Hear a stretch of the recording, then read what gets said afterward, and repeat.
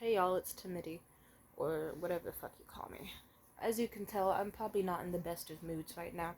For a lot of reasons, I just set something on fire in my bedroom a second ago just to, feel good about myself. It's so funny because a few days ago, I was in BART. I took the BART. I don't like taking BART, but I had no other option at the time.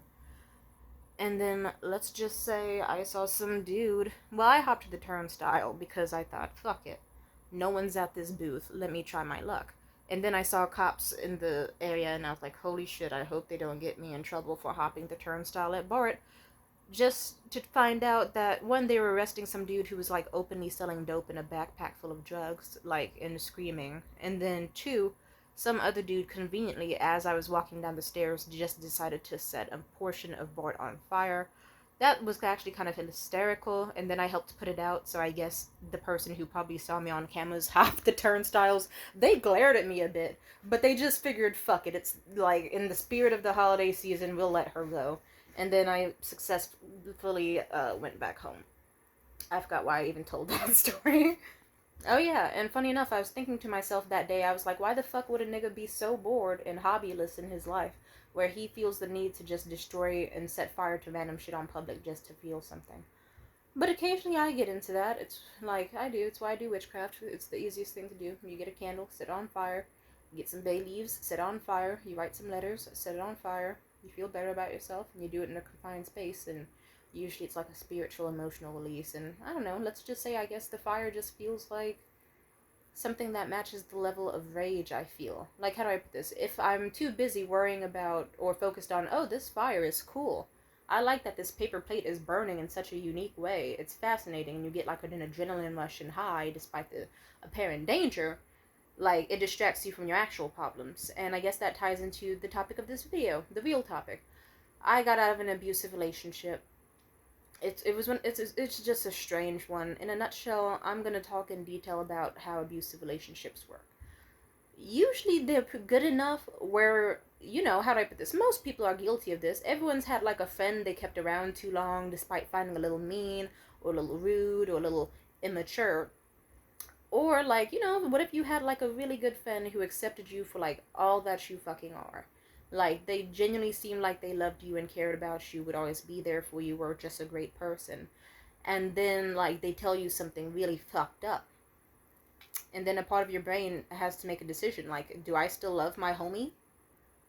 Or is this too big? Like, is this an awful red flag and I should never see the person the same again and maybe even cut them off and tell other people? Or do I just go, I have flaws, everyone has flaws, they seem to regret it. Or if they don't regret it, maybe it's just one of their quirks. And then I feel like most people actually do write off very, very, very bad things from the people they love. There's tons of stories, and I hate to say it, if you're watching this video and you're like, that could never be me, there's a chance it already has been you. And if it hasn't been you yet, it will probably be you in the future. I'm not wishing that on you at all. I wouldn't wish that on anybody. I'm just saying. Because even with me, I've openly destroyed bad traits, and then it's nice to know that people still stuck beside me and were there for me and loved me regardless. But a part of me makes me lose respect for the people too. Because sometimes, I don't know, it's like you know that's bad, and you're just still tolerating it. You're just gonna sweep this under the rug and pretend nothing happened, all so that you can have some fucking attention and company from me. Like, you just don't have any morals or any consistency in your actions with your words, and I don't know, shit like that pisses me off. Even though, ironically, that's from a stance of me being a toxic person. But anyway, in this context, it was, I don't know if I can even call it a mutually abusive relationship. I don't even know how to describe any of this. Oh, my heart hurts even just talking about this. Let's just say I had a lot of feelings for the guy. A lot of them, genuine ones. I did. It hurt like fucking shit when he did what he did.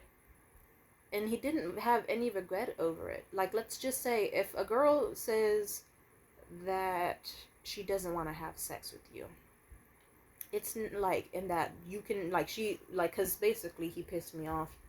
He hid a secret. I don't think I want to talk about the secret.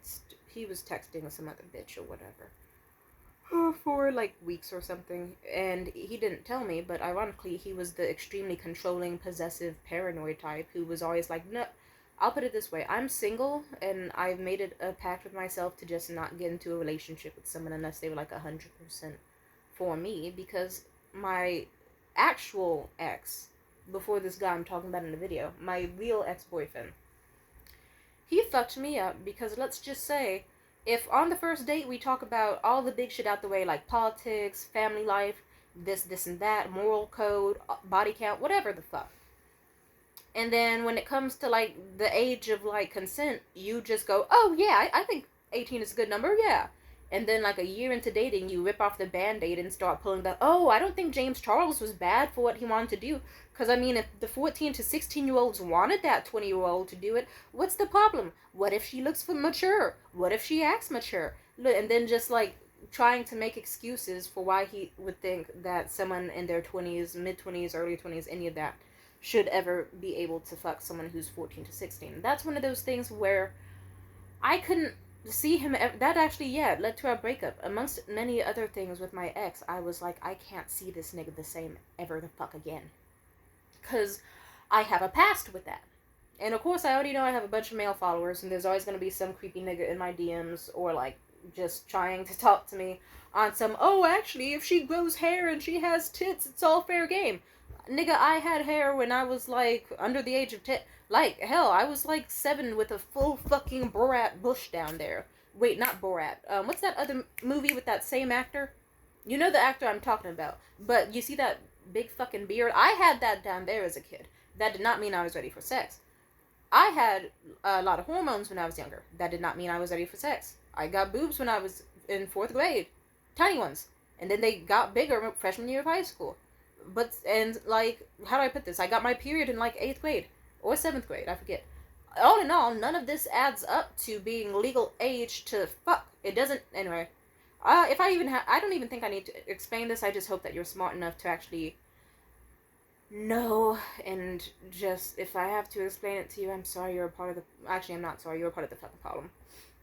So yeah, my ex was all pissed baby when I broke up with him over that, and I just told myself, okay, I told myself in that relationship that if me and him ever hypothetically broke up and shit, that I was either just going to be a massive fucking whore and only date like the richest of the richest, or that I was going to be celibate. I found a pretty solid in the middle space, but let's just say this recent, my rebound, let's call him Morgan, because that's his fucking name. Let's just say he did the same thing to me recently. In a lot of ways. And that really, really just ruined my ability to trust men.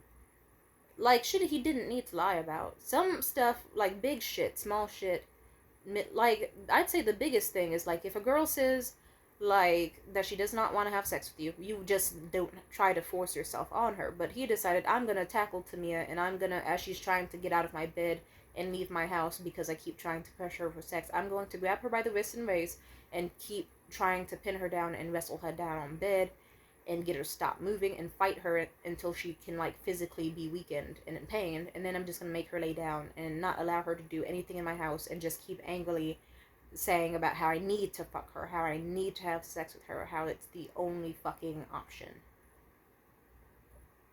That's right. That's attempted rape. At absolute best, it's sexual coercion mixed with physical assault. And it got so bad that, let's just say, I just finally went, fuck this shit. I started dissociating, and then one thing led to another, and let's just say I got to feel his, like, skin pill up under my fingernails from how hard I was clawing at him. He has 2 holes in his wall from the shit I was throwing at him. I beat that nigga's ass, and I don't feel fucking bad about it. 'Cause simply put, he knew my past. So did my ex, and I'm very tired of men going, I know Tamia's past with pedophiles. Or I know Tamia's past with, like, sexually abusive men who try to use their strength to overpower her or coercion. And I have so many stories of that. It makes me want to claw my fucking heart out of my chest and just die on the spot. And so the fact is, that was bad. And then he didn't even feel bad about it. He didn't, like, he only felt bad because he knew he was losing me and that I didn't want to see him again. He did a lot of weird shit. Like, he tried to use his car to, like, stop me from, like, walking to the bus station to get back to my city, and like driving in front of me so that I couldn't easily just use the crosswalks or whatever. And my heart hurts so bad thinking about this. I can't breathe right now, man. I just feel like shit. I might be dehydrated though, so let me drink some water. I'm gonna pause because I'm getting a little too emotional and I don't want to cause myself to have a panic attack, so I'm just gonna say as many metaphors for abusive relationships and why victims stay. Abusive relationships are like a lemon soup, where it's like, imagine you're at a fancy Italian restaurant, they serve you a soup that seems really delicious, like some sort of Greek lemon soup, but it's like your first time trying it, and you're like, oh, it smells good, it looks good, you try it, it's a little sour, but oddly good, and you keep trying it, and then a part of you is like, is it supposed to taste this way? This is my first time trying this type of food. You don't know, you keep eating it. And while a part of you is like, has a great umami flavor, it's satisfying my stomach, it feels like it's nurturing my soul, but another part of you is like, I think there's too much lemon in it, because it's like burning my taste buds, it hurts on the way down, it's actually kind of scalding, and so every once in a while you just shift between like, ooh, nice, and until by the time you're finally done with the bowl, you're like, huh, do I feel satisfied? And then you start vomiting, because it turns out the meal was prepared absolutely wrong. And I guess that compares to how my abusive relationship, situationship, whatever it was, is that I could recognize that things were wrong, but I didn't know how long it was supposed to get before I could leave. And that's something I also thought about in terms of breaking up with my actual ex-boyfriend, the one before this guy. Because people don't tell you this shit. When you grow up with a fucked up family and a fucked up relationship history, you just try your best. You try your best to do the inner work and like trust people and be loving, but no offense, any single time I've went, I'm gonna trust a man, or even the times I've been distrustful of men, ironically, it'll be people saying, why don't you trust fucking men? Not all men are horrible people. And then guess what? I'll open up about the times I trusted men, and then like the smart people will go, yeah, that was extremely fucked up and evil, why the fuck would they do that? And then the dumbass people would go, oh, well, why did you trust them so easily? Like, really? And then that always pisses me off, because they never give any, like, actual advice, and that's what I like about more communities that I'm in. Like, instead of just off the bat being like, fuck you, dumb bitch, why would you ever believe a man a word says, that's your fault, they actually go like, oh yeah, they'll teach you about, like, gaslighting, love bombing, future faking, sexual coercion, they'll teach you about, weaponized incompetence, a whole bunch of stuff. And that shit just makes me sick to the core. It's like, oh, so you mean to tell me that some people just go out in the world and decide, I'm going to see what I can use other people for. I'm not going to think about what I can add to their life. I'm going to think about what I can take from their life. And then it's usually just because of like a weird ego or power thing or issues with their mother. And it's so fucking pathetic. Like, Lord, I have mommy issues. I don't have an active father in my life, even though we could have guessed. Sorry, I can never stop making. I can't resist making that joke. But I still try, and I hate when people don't try to be the best version of themselves. Anyway, another metaphor for an abusive relationship that, you know, in regards to my situation, I feel it's kind of like how Target has shoplifting prevention people, where they basically just, they let you come into the store and take whatever you want, and you could leave with cartfuls of stuff and then just get away with it. And then if you were to ask Target, like, why are you doing this? You're losing tons of money. They'll just say, oh, we want to make a lesson out of these people. If they steal enough over time, one day we'll finally get them. And then we'll just hit them with all the bad shit at once. But it's fucking stupid, because it's like, bitch, you could have just called the cops and gotten them, like, you didn't need to do that, but okay. And so that's kind of like me. In my situation, I was like, okay, so I see that little bits of bad are happening here and there, but like, I'm gonna wait for something huge to happen so that I can really be like, I need to leave, get the fuck out. Because my brain, like, abusive relationships kind of really do fuck with your brain chemistry. It's so weird. It's so fucking awful. You'll rely on the other person, and then you'll get so used to thinking of them as like your air to breathe, water to drink, wind beneath your wings, and it's like, no, that's just some guy. That's just some guy. He wants to fuck. He has issues with his mother. He's not interesting. Like, how do I put this? My recent guy, he was attractive as fuck. Big fat ass, strong muscles, thick thighs, great calves, beautiful face, handsome as fuck, charismatic as fuck, extremely funny, extremely goofy, extremely silly, and I liked the parts of him that even were unconventional and to an extent fucked up. Why? Because he reminded me of myself. As sad as that is. But he did. In a lot of ways. And I thought, oh yeah, we can both accept each other for the bad that we've done in our lives separately, but still come together and try our best to be like the best possible people and grow from our mistakes and all that. And I just hate how he fucked it up. Sorry, he fucked it up in so many ways. I'll put it like this. If he didn't do the rape thing, then I don't know. I get the feeling I'd still be in positive touch with him, because there wouldn't be anything totally wrong. It'd be little shit, you know, like me being like, oh, hey, while you're in Portland, can you see if there's any fur coats available in their thrift stores, like the one Sharon Stone wears in Casino? Let me know, I can send you the money. And then he will just entirely not even try, and then be like, hey, I know you said you wanted a fur coat, but I got you something better. I got you a filthy, dirty Patagonia jacket. Enjoy. It's from the 80s, and it's in all the colors that you hate. And then I'll just be like, why the fuck would you think I would like that? And then he'll act like I was the bad guy or ungrateful. And it's stuff like that. I don't know if I already told you what he did for my birthday, but it's one of those things I could just never truly shake, and I knew damn well I was never ever gonna forgive him. For my birthday, we were supposed to go to Brazilian Steakhouse. You wanna know what the nigga did instead? Funny enough, he was shitting on my ex similarly, because he was like, wow, your ex spends all his money on fucking video games or what, like hoodies, instead of actually trying to have money for dates. That's pathetic. And then guess what he did like a week or two later? He was like, hey, baby, just so you know, I can't afford to take us to Brazilian Steakhouse anymore. And he told me this maybe like a week before my birthday, despite our plans being known for like a solid month or two. That was what we were going to do for my birthday. I got fabric and everything specifically to sew a dress for the occasion. And I was like, oh, did something happen? Why not? And he was like, yeah, I made some big purchases recently, and so I can. And I said, what were the purchases? He bought $400 worth of hats. And it was only 2 singular hats. So, yeah.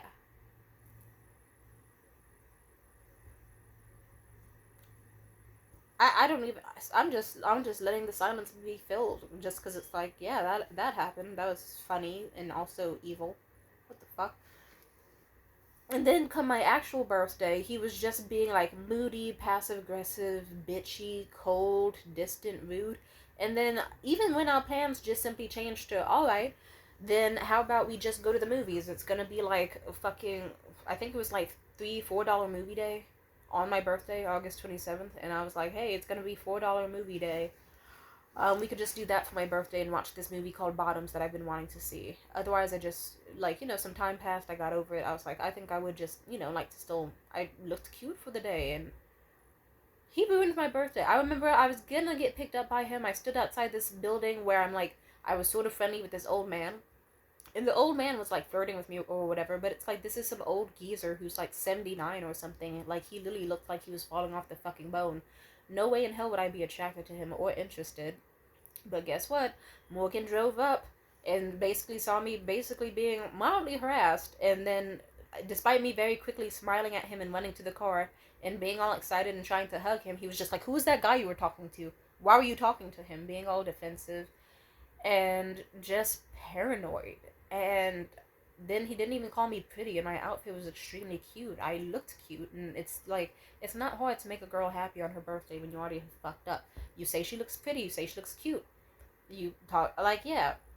And also, even before we met up, he kept, like, whining and bitching about, like, ooh, well, I don't have a lot of money right now, so let me know what you want for dinner, but I can't afford a lot right now. And then just, like, being really fucking mean the whole time. To the point where I just had a full-on breakdown. And the breakdown, like, because let's just say it didn't stop for a really long time. And it was just, I thought to myself, I could have had a good day without him. I could have taken myself to a movie. I could have just not taken this bus to the city, and I could have gone anywhere. Anyway, me and him, he fucked it up big time, and I had a breakdown so bad that I just could not stop physically screaming and clawing at my face and slamming my head against the car door, and as many times as I could, and I could not stop screaming. I was... It's so bad. It was so bad. I don't even want to think about it, but I have to, because if I don't reflect on it now, I'm never going to, and it's gonna just repeat the cycles in future relationships. He does this thing, or did this thing, where he would like to instigate, toxic shit with me. Like, he could be purposely ignoring what I was saying, or dismissing me, or just treating me like shit, and then I could just simply be upset. And I wouldn't even, my rage issues were not that bad before him. I was actually a relatively stable person. But he would do this thing where if I said, here, listen, I'm just a little stressed out right now, I think I just need a little few moments of silence, sorry dude, I just want to go home in silence if that's okay. I feel really stressed out and I don't want to feel frustrated or take my anger out on you, and I want to think about how I'm feeling and my thoughts. And I'd be really respectful about it. But he would always get paranoid that at the end of whatever thoughts I would have would result in me wanting to leave him. Right? But either way. So he would then worsen the situation by then deciding to basically ask every 3 fucking seconds on easily once it was like an hour-long drive, just nonstop, what? Why are you upset? Why are you upset? How are you feeling? Why are you mad at me? You didn't tell me why you're mad at me. Why are you upset? What's wrong with you? Why are you angry? What did I do? And I could just tell him each time, I need silence, or I need and then he also had a thing for trying to touch me without my consent. That was something big he loved to do. Which is also a reason I don't regret any times I've beaten the shit out of him. It's not good to beat the shit out of people. That goes without saying. But with him, I don't feel a single bit bad, because this was the same man who knew, okay, this girl who I claim to be in love with is going to have a panic attack. And she is trying to calm herself down and think rationally. But if she thinks rationally, there is a chance she will leave me. So instead, I must instigate a fight and then act like I'm, the resolver of a fight, or he'll instigate a fight and then get me a gift or something after, or give me money or something. Really fucking... So, I don't know, I picture it like this. You tell a man, hey, listen, I don't want to be touched right now, I'm sorry, I can't hold your hand in this car ride, and then he just keeps trying to, shove his hand your way. And then you say, I don't want to hold your hand and I need silence. And then imagine you are literally feeling so bad, and even just 2 to 8 minutes of, quietness with the windows down, and just could make you so calm.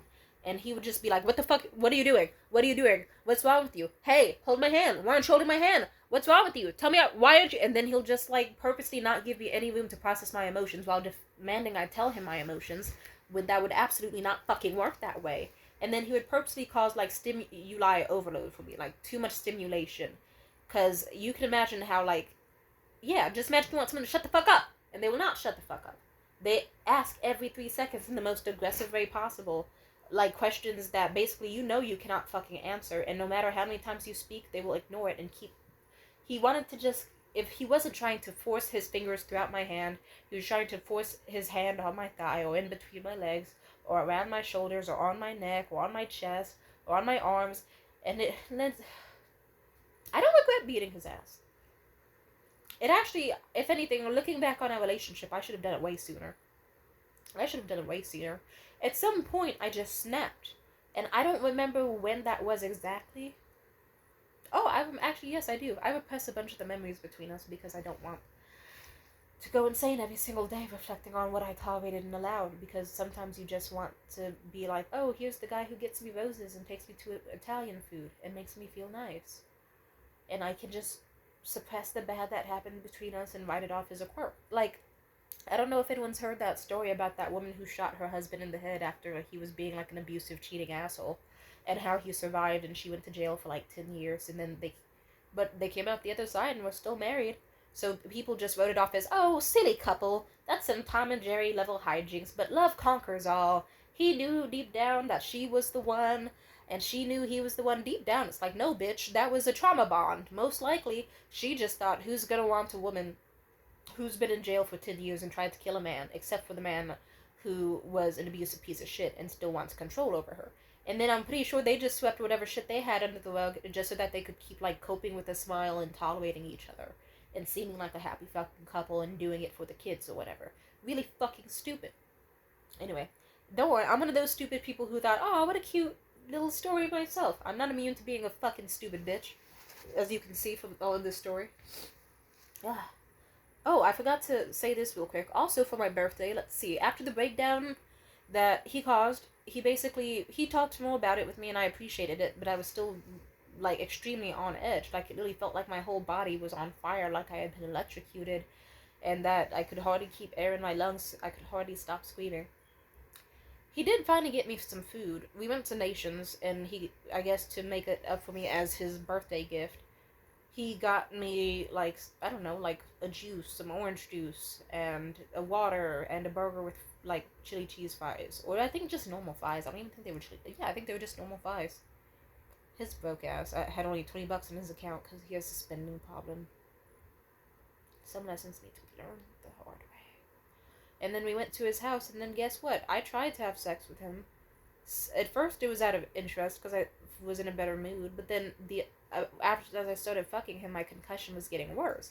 You can imagine the concussion of someone who hadn't eaten all day, was severely dehydrated, and, like, slammed their head against a car door and, like, car dashboard at least, like, 18 times, and also on random walls and shit as we were trying to walk to his car.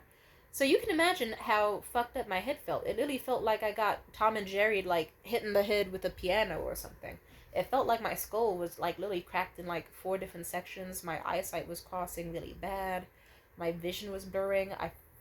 I've had a concussion before, and that exact same weird fluid water in your ears sensation was going on with me. And I just felt like I was gonna faint. So I stopped him mid-sex and was like, I need to lay down. And you know what he did? He tried to fight to keep fucking me. So not even on my birthday, with a concussion, and obviously being fucking about to faint, did he want to give me the right to not have sex with him. I went to bed anyway, and he was huffy, because then, ooh, I got her food for no reason. Which in hindsight should have been that should have been a black flag for me. It should have been. I never did forget him that, yeah. But upon, your brain my brain actually got in the habit of suppressing things even when I didn't want it to. I had to get in the habit of posting about certain things on my Instagram story as soon as I got back home. Otherwise, I knew my brain was gonna make me forget. Oh yeah, he grabbed my wrist so hard that it, like, basically could not be fucking moved for, like, an entire 24 hours without jolting pain. Or, oh right, I forgot that several times he's seen me faint or choking on food and he did absolutely nothing and just stared at me. Or, oh right, he has a history of sexual pressure, sexual coercion, aggressively masturbating next to me and making it feel like it was a burden to be around me as he was jerking off and touching my body when I didn't want him to touch my body. If it were up to me, Morgan would be dead. If I could kill him and get away with it, I would. He's offered that, too. Once I got close, we were in his house, I remember. I forget what happened exactly, but it was another breakdown of a similar screaming extent, and it got really bad. And I just thought to myself, I'm gonna walk over to his knife collection. And frankly, I know he's going to pounce after me, but I knew it was gonna take him a second to realize what I was doing, but I knew that he would pounce after me. And I thought to myself, if I don't know which will be closer, him or my wrist, but either way, one of us is gonna die tonight. He managed to wrestle the knife out of my hands and away from me and drag me away from the knife area. It was actually sort of a fun fight. We were both laughing for a second because it was a little... how do I put this? Toxic relationships at some point... This is another metaphor. Sometimes in a toxic abusive relationship that's dangerous, sometimes you start writing off actual abuse as, like, hijinks. Because you eventually just think, okay, this is fucked up, but to an extent that it's actually kind of comical. Like, this is something you'd see in a cartoon. Like, why are we both wrestling in his car to make sure, like, several times we've actually done knife fights, which is funny. And that's a fucked up thing to say. But it's true. It's like several times. Because sometimes, yeah, it could be shit like I could be in his car and he could be doing these fucking massive paranoid rants about how he wants to date only me, but how he also wants to, if you, like, I basically told him, I'm not gonna date just you, I'm single until I'm married because of my trauma with my ex-boyfriend. You are lovely and cool, but you still have tons of debt. You don't have, like, your own place. You hardly have that much money for, like, you know, to sustain yourself, nonetheless me. And I know what I want and I'm going to go after it. Simply put, like, stop worrying so much because we are not a real couple. I like you a lot, but we are not a couple for a reason because things between us are bad at times. And I don't want to be with someone who has anger issues or sex addiction or, like, keeps, like, is addicted to spending their money on stuff like comic books or hats. And I would tell them shit like that. And they would just tune it out and, like, they basically, how do I put this? Sometimes they had the emotional maturity of a 4-year-old, sometimes of a 12-year-old, and at best of, like, a 16-year-old. Because their response to anything I said that could ever be factual was, but I want to, or, but I like you, or, but I want to date you. And that was it. And it could just be back and forth of that. And then if I would try to just stop talking to him because I wouldn't find the conversation worth it, guess what he'd do? Hey, why are you quiet? Hey, hold my hand. Listen to me. Hey, why aren't you speaking? Why are you so quiet? What are you feeling right now? Why are you doing? And then just trying to instigate a blow up. So that then I'd blow up and he could be the good guy by being like, hey, let's calm you down. Let's get you some food. Or, oh, I'm sorry for fucking you up. Here's some roses. Here's some money. Fucking cunt.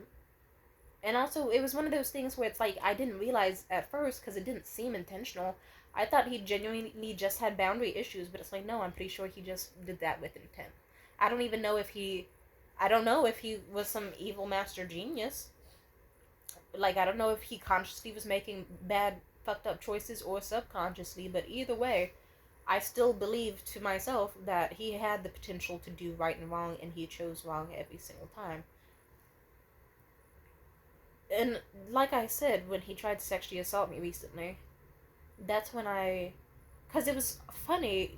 Imagine a dude for months does weird shit, like tries to corner you, or like pin you down, or just like be like, he used to do obsessive shit like, don't see anyone else, don't see anyone else, don't see anyone else, don't see anyone else, don't see anyone else, I don't want you fucking, don't anyone else, don't fuck anyone else. He'd just keep chanting in weird possessed like voices how he doesn't want me to fuck anyone else, how he doesn't want me to see anybody else, how he doesn't want me to date anyone else. And he could just endlessly chant that in my ear until I'd start fucking screaming at him to fucking stop. And he'd write it off as a joke. But I knew he wasn't fucking kidding. We could be in the middle of Joanne's art supplies. And I could even have reaffirmed to him for the 150th time that day that I was not seeing anyone else on my roster except for him. He was the only one. I had no other men I was interested in seeing because I genuinely liked him. I was single, of course. The whole reason I was single was because I didn't want to date him. Just so you know. Because he's a hot mess. But we were still, like, seeing each other, but I didn't want to be monogamously tied down to him, even though subconsciously I already was tied down to him. The only thing we didn't have was an official label. But sadly, he did all the things that an abusive boyfriend could do. And I didn't like that. Funny enough, all the things an abusive boyfriend could do, all the things a toxic fuck buddy could do, and all the things a weird situationship could do, and your worst enemy, like, all at once. A very strange dynamic. Like, he was the type of guy where I could go on one single date with a guy just because a guy was like, oh, I could take you to that one high-end restaurant you wanted to because I heard you had a sucky birthday. I could be like, sure. I go to this cool restaurant, dressed up, I have a great time. Wonderful time. The guy was, not much to say about the date person, but the date event was wonderful. And I got back home, I woke up the next morning like, that was really pleasant and refreshing. I'm glad I was able to do that. I feel so achieved. And then I checked my messages, and it was just Morgan sending me messages for like 8 hours in a row about how he was gonna kill himself that night.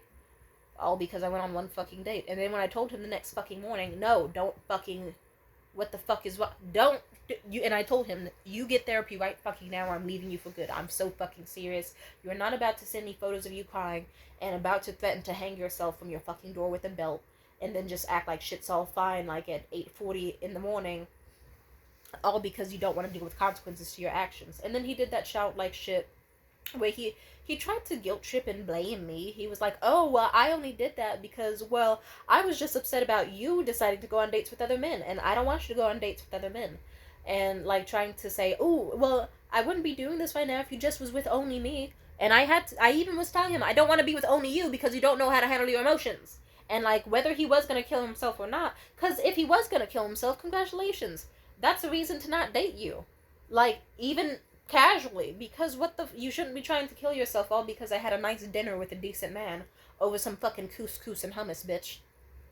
Two, if he did not try to kill himself, cool, another reason to not be with his ass again.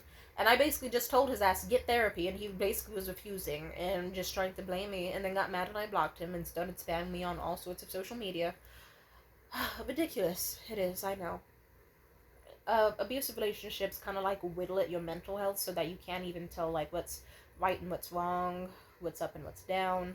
It's like, you know, you could think that things are on the uptick, but really you're just being dragged down to hell. You could think, oh, he's getting me roses and taking me to dinners and being sweet to me again.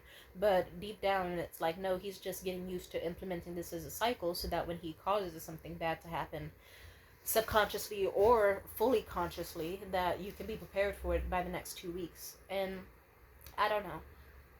It sucks because it seemed like we did have a good bond. I was genuinely attracted to him and genuinely found him interesting, but just like any other guy who I dated, they just self-sabotage and are so driven by their own desires, and it's disgusting. Like, it felt, this recent relationship is actually really triggering for me because it just reminds me of every bad relationship I've ever had rolled in one. It reminds me of Maxwell from when I was fucking 17 and how he made a bunch of promises he couldn't keep just to fucking abandon and ghost me like hot fucking trash because he didn't want to be man enough to admit that he just wanted an ego boost or a fun fling. But funny enough, that's what we were from the jump, me and that Maxwell guy. We were just fuck buddies. And simply put, if he just was, like, instead of love bombing me and future faking and making a whole bunch of promises to me, he could have just straight up said, like, I think you're cool. And, like, I would like a more intimate bond if that's okay. And I would have said, sure, as long as we have certain boundaries in place. But no, he just decided to be really manipulative, and then he didn't want to hurt me, so he decided to hurt me more by being a massive heartbreaker. Another ex I had, Matthew Arthur Smith, I was 17, he was like 19, 20 something. I was with him with a fucked up home life. He knew about it. He tried to be a positive escape for me. He loved bombed me for the entire month. And I remember distinctively that the way we broke up was ironically on the same day. He was like, I want to be with no one else but you, and I am 100% sure you're all I want to be with. Not a single other person has my eye. It's just you. You are amazing, and I want you to be my official girlfriend. And I was so happy, and I agreed. And then a mere 3 hours later, he was like, hey, actually, never mind. I never had feelings for you. I'm actually in love with my best friend, so I actually have liked her the entire time. I never liked you. So I'm leaving you for her. Get fucked. And, like, he didn't say get fucked, but actually what he said was worst. He basically... He was so pussy that he couldn't even do a phone call. And that actually made or broke our relationship. Because if he just simply decided this fucking young girl who I know has a fucked up school life and home life, I could make it easy for her and just talk to her for a bit, explain how everything happened and that I'm sorry and I still value her as a person. But no, he didn't. He didn't want to hurt me, but he wanted to speedrun an ending and try to look as villainous as possible so that I guess he could hurt me in a way to try to make me move on faster. It didn't. It just resulted in me almost killing myself. I stabbed myself in the wrist with a pin so hard and cried for like fucking 3 days in a row. Oh my god. I don't know if I've ever been able to write or draw the same because of him. All he needed was a phone call, but no, he just decided to be the biggest cunt ever, refuse a phone call, break up with me over fucking Discord, over text, really? And then on top of that, just going, by the way, my new girlfriend Jalea says if you have a problem with what just happened, you can either kick rocks or catch these hands, which is extra insulting. Like, imagine you get dumped for a long-distance relationship, which is also a little bit funny. Like, it's insulting. It's like, oh, okay, here I was having raw sex with this nigga, And it's like, I was in Oakland, he's in San Francisco. And I was out there taking the bus, paying fare, doing all this travel to see him, just for him to go, hey, Tamia, you're, like, fuck you. I'm going to trade this for, like, just to be able to romantically Snapchat and sext my best friend who lives in fucking Missouri? Or Mississippi. Like, what? Like, that's one of those things where it's like, I laugh about it to an extent, but a big portion of that is, like, there's more to that guy, but let's not get into it. Or hell, his best friend. I fucked his best friend afterwards because I was trying to look for a rebound and whatever. And his best friend was the type that also was like, yeah, I saw how fucked up Maddie was to you, and I cursed his ass out. And our other friends witnessed it because he did you dirty. But then that same nigga will go, alright, I'm gonna have, like, the most passionless, like, bland, cruel sex with Tamia, not even cuddle with her, and then kick her out like she means fucking nothing immediately after. As if I didn't already get that treatment from Maddie. And that was fucked up. Let's see, there's more. There's always more. I was raped by Scotty Petrushka. I've made a video on it. He lives in Burlingame, California, in a fucking mansion. He's a piece of shit. And in a nutshell, I remember he kind of ruined one of my New Year's... He ruined New Year's Eve for me because, imagine you get raped on New Year's Eve and a guy just decides that he can't respect no for a fucking answer. No matter, like, he even tried to gaslight me for months after over text when I stopped talking to him on some, oh, I didn't know that you didn't want to have sex. How was I supposed to know? And I said no in so many ways more than 9 times, and you still tried to grab me aggressively by the back of my head and force my head down on your cock. And even past that, you still forced yourself on me until I was so fucking weak and tired that I just gave in. And, like, you got mad at me for crying because I was in pain and miserable. I hope he dies. I want every woman to know what he put me through. I've dealt with other men, and all men act the same. It's so funny. They'll claim they're pro-feminist, pro-women, but when it actually comes time to beat the ass of an abuser or a rapist, they pussy out. When it actually becomes the time to, like, treat a woman respectfully and come at her with honest intentions and, like, do you know how insulting it is that, like, from a very young age all the way to present day, I have men telling me, Tamia, you're so wonderful. I feel like I can talk to you about anything and open up to you. I adore you. You're wonderful. You're fantastic. And then they just choose to lie and manipulate and hurt you and be evil and not care about your health whatsoever because they just didn't care about me at all. Or some of them did that fucked up thing where maybe to an extent they did care about me, but then they fucked up through self-sabotage. Their ego couldn't, like, understand why I liked them, so they acted out and did fucked up things like trying to neg me or insult me or do weird mind tricks to try to fuck with my head unnecessarily. They would do fucked up things, like use me for sex, despite me saying how I was so close to the edge. And they'd go, oh, I want to date you, and I want you to thrive. And I know I could be mad at myself, too, but I'm still more mad at them, because it's like, they could have just left me alone. They could have just went, this girl is going through a lot, and the last thing she needs is a guy treating her like a sex object. Or a guy treating, like, none of it was necessary. And the sad thing is, some of them really had potential to be good boys. Good men. They just chose not to. I have had men that I've actually loved and adored and really care about do stupid things because they couldn't.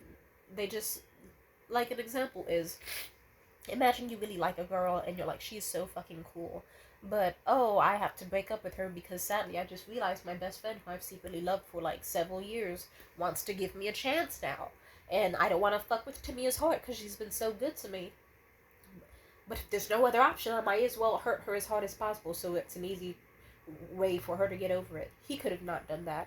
He should have just bit the bullet and apologized. I would have been salty, but deep down, I know in my heart I would have forgave him. Because, I would have been sad, but I wouldn't have tried to kill myself. I would have been sad, but I would have been happy because, I still have a friend at the end of the day. Me and him could have been friends, but he didn't treat me as a fucking person who is worth that. I could have, or Maxwell, he could have just simply said, I'm looking for a romantic fling where we're as passionate as possible, but then right after the holidays we dip. And here's my set terms. I would have been like, that's fucking fantastic. Cool. Because why would you see a girl who's looking to just suck dick off Craigslist and go, I'm going to purposely play with her heart because I need an ego boost and I have, like, primal jealousy and I want to feel like top dog. If he just said to me, I want a monogamous fuck buddy I can have a lot of fun with, and then we part ways at this time, I will buy you food and movie tickets, he could have done that. Or my ex, Christopher Rogers in San Jose. Christopher Rogers, San Jose, he's probably like in his 30s by now. He's probably like 32, 34, something like that. He could not, like, he was super insecure over me dating him because he did really like me, but he was also deeply in love with this one girl he was stalking in secret.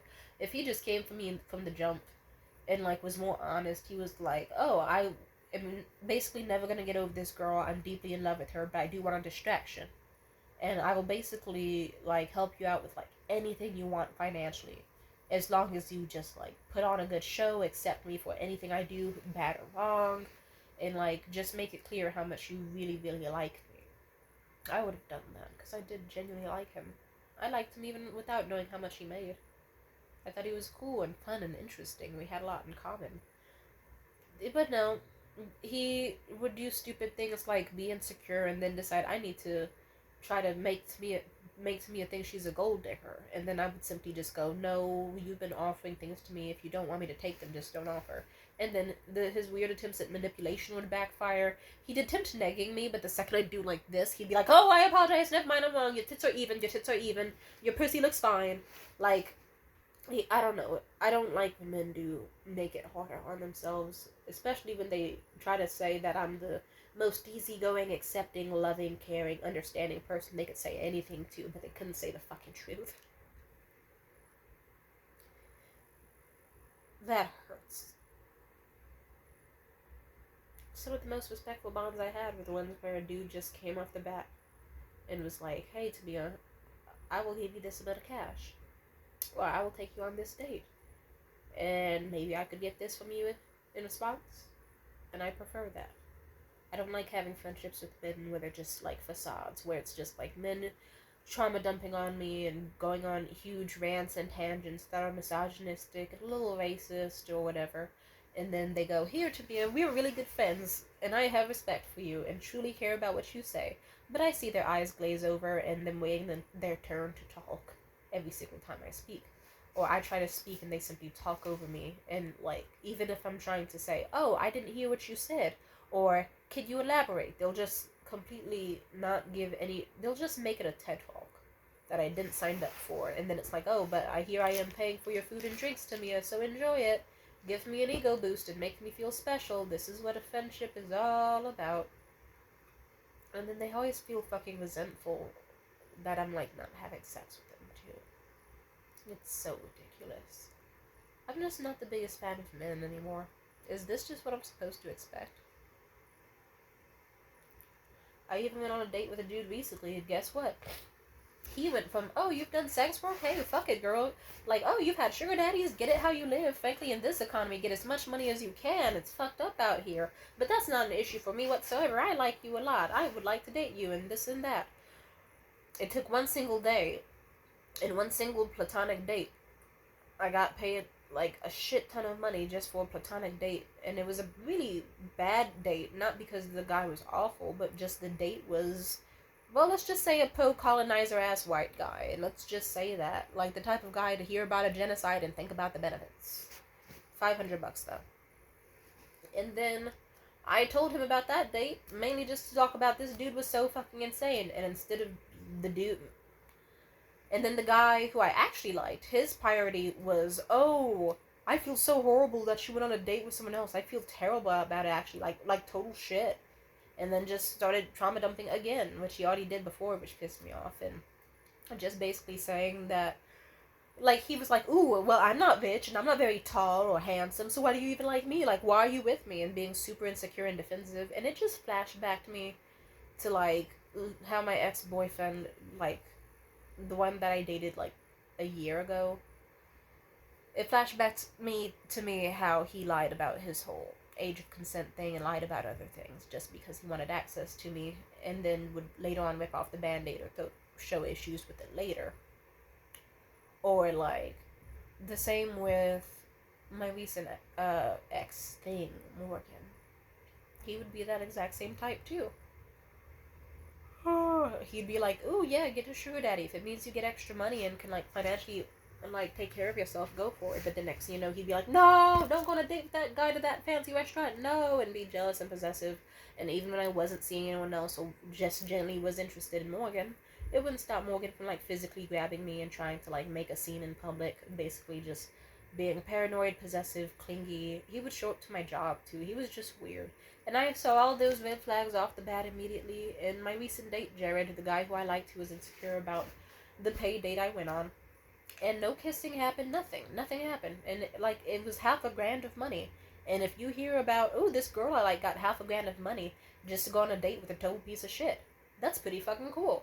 Instead, he just started thinking with his ego and acting out. And even no matter what positive things I said that I liked about him, he just left me on bed for several hours, and I felt that was his attempt at trying to guilt trip me, and I thought, basically it's another form of chasing. If I have to keep begging for you to understand that I love you, or like you, or enjoy you as a person, that's just another way of you trying to manipulate me into getting chased, basically. And I'm not chasing no nigga, because we see how that has went. That's why I have a 50-minute long video. We all know how that went. Or a nigga chasing me and just sadly ruining my life in the process. Yeah. Gross. Yeah, awful. So I told Jared, I was like, yeah, this isn't gonna work out, and he tried to I said, hey, listen, you seem a little too insecure to be dating right now, like, this shouldn't have you this upset, like, I understand your concern a bit, but to an extent, it's like, I don't think it needs to be like this. And he was just like, he got super defensive, and then also just tried being passive-aggressive further, like, because I compared him to Morgan, and then he was like, oh, you're clearly not over your ex if you feel the need to compare me to him like that, and trying to accuse me of being paranoid. And that just, I immediately just knew, oh, okay, he's doing another thing Morgan did, trying to flip the script. He's projecting. Wonderful. And I just told him, yeah, okay, my interest in you totally just died, because you tried to gaslight me, project, all of that, and you're just too deeply insecure and very rude and passive-aggressive. I don't like this whatsoever. And frankly, telling an abuse victim that she's crazy for just noticing something that you've consistently shown over the course of several meetings with you, your insecurities, your flaws, all that, I'm just not very interested in continuing this. And yeah, that's what happened with that. I know a part of me could be like, oh, I should be grateful that I got these red flags. It gave me genuine, like, valid knowledge about the dating scene. But it's like, that's still... I wish it didn't have to be that way. I wish that it could have just been simple. Like, you know, I wish that it could have just been, I'm a sex worker, or I'm just someone who wants to suck a dick and nothing else. And it wouldn't have dudes being like, oh my god, you're so unique and special. You should date me because we have so much in common, as in wanting to have sex with each other. And then just trying to, like, pressure me into dating them, pressure, applying pressure. But then usually, like, sometimes through coercive bullshit, sometimes through, like, genuine kind acts. And, like, eventually I let my guard down, and then boom, it bit me in the ass. So simply put, and then all I would do is I'd go online and talk about it, and some people would be fucking cunts and not give constructive criticism. They'd just be like, ooh, why did you bother trusting him? And I'd say, because he took me on several dates and was cuddling me and making plans and being consistent with his actions, at least to what, like, 17-year-old me. Like, yeah, and it's like, maybe you should fucking ask if I noticed any red flags ahead of time, or if he was ever, like, ghosting at moments, inconsistent, if he had some promises that he was supposed to do but didn't follow up on, and if that was a consistent trend with him. I'm just saying, there were multiple, I don't know, I don't like the way people react to abuse victims, because it's a complex thing. It is very complex. I enjoy talking about it and working through it, because it leads to, like, the betterment of, like, how it is for people, and more understanding of it. It can be addictive. Simply put, if you have a friendship or a bond that's extremely hot at times, and then every once in a while they have a blow up, like, you might not see it as that bad. It's kind of like what America does about, like, school shootings. Well, I can't even, like, you know how it's like life keeps going on, but then every once in a while you'll hear about a school shooting on the news, or, like, kind of close nearby, like, cities away, and you'll be like, that's pretty bad. But America is still mostly good, so is America fucked up? When are we supposed to give that much of a shit? Am I just supposed to wait till I get shot, or... Another way of putting it is, like, dating is kind of, with a toxic person, it's kind of like, imagine for you, it's like a sitcom, And for everyone else, it's like a horror movie. So you could be doing something with your partner, and to you, you think this is funny and quirky and goofy. Haha, like imagine you think you're on the set of like Good Luck Charlie or like the Friends TV show, but everyone else like hears the violins and sees like the knife behind the person's back and sees the terrifying elements, and they're just gasping, and you're like, why is everyone else gasping? Is Why are they gasping instead of laughing? That's fucked up. Why aren't you laughing? Isn't this supposed to be a comedy? And then it takes a while before you realize, oh, others don't find this funny because it's not. It's toxic and horrible and disgustingly evil. So yeah, that's what that was. If something feels good for you, but you don't exactly have people on your side who can like fully convince you that what you're seeing is wrong, then it's difficult. And if you don't have people who are willing to actually, any person can say, fuck you, your relationship's a piece of shit, get out. Not many people actually want to get involved and, like, let you know about things to look out for, psychology terms to research, red flags, boundaries, standards. So sometimes you could just go into a relationship because you have genuine love and, like, trusting feelings for the other person, and then not realize that they have their own fucked up handbook, and you didn't get a handbook. They got a handbook on how to be a horrible fucking person and manipulate women or other people. You got a handbook that basically taught you to be sweet, forgiving, docile, loving to everyone you fucking meet. And then when you keep asking for the handbook that teaches you how to, like, find red flags, people just keep giving you pamphlets that say, trust men, don't trust men, fuck you, eat shit, don't date them in the first place, and then, like, and date better men. And then that's all the pamphlet says. So no one actually ever bothers to make a handbook and give it to you and say, here, this is how you raise your self-esteem.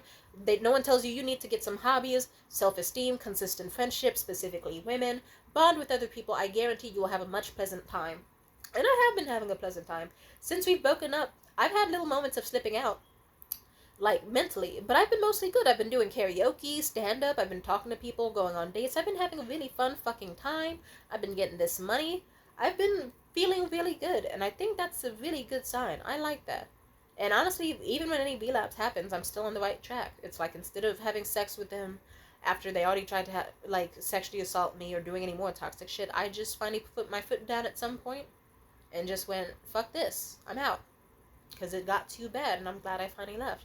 So simply put, I guess if you can, and if you made it this long in the video, always take time to, like, if you see someone talking about an obviously fucked up situation, even in, like, if it's something passive, like an Instagram comment where someone talks about how shitty their boyfriend is, feel free to let them know, like, be like, you can DM me if you want, but this sounds really, really unhealthy, and I want to talk you through, like, what they're doing. Never hesitate to be like, that nigga is future faking, he's not gonna hold up on his promises, I know this is a fact, and I, like, just, yeah, I wish the world was a better place, but it's not. So I guess the best we can do is help people out, and instead of just insulting abuse victims, try to get to know their mindset and how they feel, and, like, process with them. I was recently trying to emotionally beat myself up, but I had to remind myself, no, I was someone who was in love and trusted someone. I remember all the romantic flowers and the dinner dates and the cute photos we have and the amazing sex and the fun video game journeys and the inside jokes and the nice car rides and sitting in their car and in and out and the romantic dates we've been on, and I remember all of that. And simply put, is a house with leaks a bad house, and how many leaks does it take until the house is bad enough? Like, it's kind of like the ship of Theseus thing. How long does something need to change before it's entirely different than what you signed up for? And do you need to get the fuck off the ship? And it got bad, and I am reflecting on my personal responsibility and accountability. I'm doing better about, like, being strict with, like, no, I'm not dating anyone else. I want to heal. I am healing. No dating. Stay away from me. No men.